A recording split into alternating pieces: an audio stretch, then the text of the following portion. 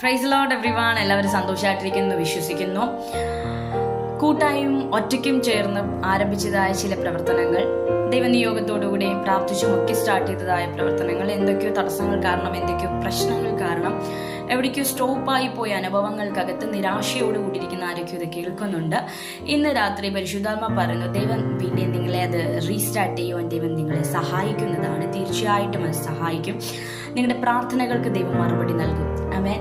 ഉൽപ്പത്തി പുസ്തകം 1-ാം അധ്യായം 2-ാം അധ്യായം നാം ചിന്തിക്കുമ്പോൾ നമുക്ക് കാണാൻ കഴിയുന്നത്, ദൈവം തന്റെ പ്രവൃത്തി ആരംഭിക്കുന്ന സമയത്ത്, അല്ലെങ്കിൽ സൃഷ്ടിയുടെ ആരംഭത്തിൽ ദൈവം വളരെ കൃത്യമായിട്ടും ഓരോ ദിവസവും എങ്ങനെയായിരിക്കണം, എപ്രകാരമായിരിക്കണം, അത് ഉത്സാഹത്തോടുകൂടി ആരംഭത്തിൽ എത്രയാണോ എഫേർട്ട് ഇട്ട് അതുപോലെ തന്നെ അവസാനം വരെയും അതേ എഫേർട്ടോടുകൂടി അതേ സന്തോഷത്തോടുകൂടി അതിനെ പൂർത്തീകരിക്കുന്നതായി നമുക്ക് കാണുവാൻ കഴിയുന്നുണ്ട്.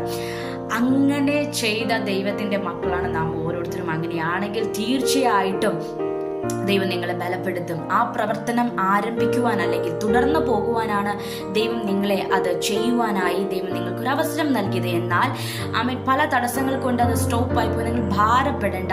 തീർച്ചയായിട്ടും ദൈവത്താൽ തന്നെ അത് മുന്നോട്ട് പോകും. അത് റീസ്റ്റാർട്ട് ചെയ്യപ്പെടും. ഈ വേർഡ് പരിശുദ്ധാത്മ പറയുന്നു, നിങ്ങളുടെ ലൈഫിൽ ഒരു റീസ്റ്റാർട്ടിങ്ങിനെ പരിശുദ്ധാത്മാവ് കൈമാറുകയാണ്. നിങ്ങൾ ഭാരപ്പെടേണ്ട, നിരാശപ്പെടേണ്ട. നിങ്ങളുടെ പ്രാർത്ഥനകൾക്കുള്ള മറുപടിയായി ഈ ദിവസങ്ങൾ ദൈവം ഇത് നിങ്ങളോട് സംസാരിക്കുക മാത്രമല്ല, ഇത് നിങ്ങളുടെ ജീവിതത്തിനകത്ത് സംഭവിക്കും. ആമേൻ. നിങ്ങൾ വിശ്വാസത്തോടു കൂടി ആയിരിക്കുക. ആ ഉത്സാഹവും സന്തോഷവും ദൈവം നിങ്ങളുടെ ജീവിതത്തിനകത്ത് തിരികെ തരുമാറാകട്ടെ എന്ന് നിങ്ങളെ ബ്ലെസ് ചെയ്യുന്നു. May God bless you all. Amen. Amen. Amen.